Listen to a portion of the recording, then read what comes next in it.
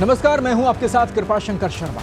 जगदीप धनखड़ के अचानक अपने कार्यकाल के मध्य में इस्तीफा देने के बाद से अब अगले उपराष्ट्रपति को लेकर कई सवाल खड़े हो गए। ऐसे में ये जानना अहम है कि अब जगदीप धनखड़ के पद छोड़ने के बाद उपराष्ट्रपति का चुनाव कैसे होगा, चुनाव प्रक्रिया में क्या क्या होता है, चुनाव होता कैसे है, कौन उपराष्ट्रपति का चुनाव लड़ सकता है, उपराष्ट्रपति का चुनाव कितना अलग होता है, इसमें कैसे जीत और हार का फैसला होता है।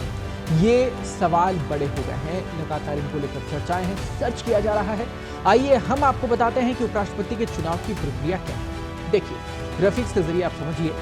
संविधान के अनुच्छेद 66 में उपराष्ट्रपति चुनाव की प्रक्रिया का जिक्र है। ये चुनाव अनुपातिक प्रतिनिधि पद्धति से किया जाता है। लोकसभा का या विधानसभा चुनाव की वोटिंग प्रक्रिया से बिल्कुल अलग है।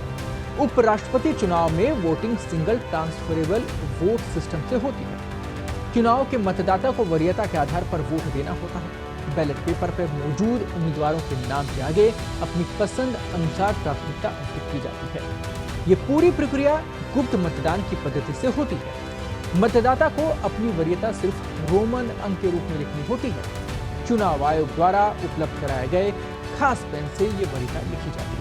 यानी कि ये तो हो गया वोट देने तक का सिलसिला। सभी को मिले पहले प्राथमिकता वाले वोटों को जोड़ा जाता है। कुल संख्या को 2 से भाग किया जाता है और भागफल में 1 जोड़ दिया जाता है। जब जो संख्या मिलती है उससे वो कोटा माना जाता है जो किसी उम्मीदवार को काउंटिंग में बने रहने के लिए जरूरी है। इसके बाद जो उम्मीदवार रेस से बाहर होता है उसे पहली प्राथमिकता देने वाले वोटों में ये देखा जाता है कि दूसरी प्राथमिकता किसे दी गई है। फिर दूसरी प्राथमिकता वाले ये वोट अन्य उम्मीदवारों के खाते में ट्रांसफर कर दिए जाते हैं। इन वोटों के मिल जाने से अगर किसी उम्मीदवार के मत कोटे वाली संख्या के बराबर या ज्यादा हो जाएं तो उस उम्मीदवार को विजयी घोषित कर दिया जाता है। अगर दूसरे राउंड के अंत में भी कोई उम्मीदवार न चुना जाए तो प्रक्रिया जारी रहती है।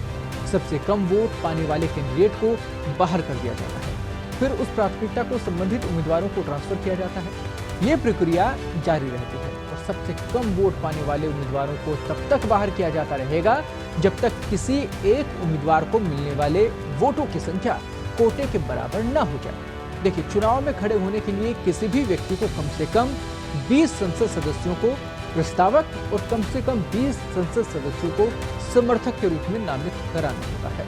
उपराष्ट्रपति का प्रत्याशी बनने के लिए 15,000 रुपए की जमानत राशि जमा करनी होती है। नामांकन के बाद फिर निर्वाचन अधिकारी नामांकन पत्रों की जांच करता है और योग्य उम्मीदवारों के नाम बैलेट में शामिल किए जाते हैं।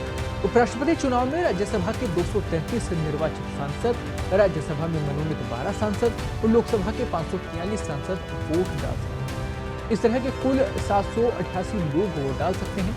हालांकि चुनाव आयोग जब उपराष्ट्रपति चुनाव की तारीखों का ऐलान करेगा तब वो लोकसभा और राज्यसभा में सभी मौजूदा सदस्यों की गिनती करेगा। तो ये वो पूरी प्रक्रिया रही जिसके जरिए उपराष्ट्रपति का चुनाव किया जाता है। अब उपराष्ट्रपति कौन होंगे, किन्हें चुना जाएगा, किन किन नामों को लेकर चर्चा है, ये कयास लगातार राजनीतिक गलियारों में चल रहे हैं। हम भी आप तक लगातार खबर पहुंचाते रहेंगे, अपडेट पहुंचाते रहेंगे। कमेंट बॉक्स में बताइएगा। इसके अलावा भी अगर आपको किसी विषय से जुड़ी जानकारी चाहिए तो वो भी हम आप तक पहुंचाएंगे। तब तक के लिए दीजिए इजाजत, नमस्कार। देश दुनिया की ताजा खबरें और वीडियोस के लिए अभी डाउनलोड करें पत्रिका ऐप।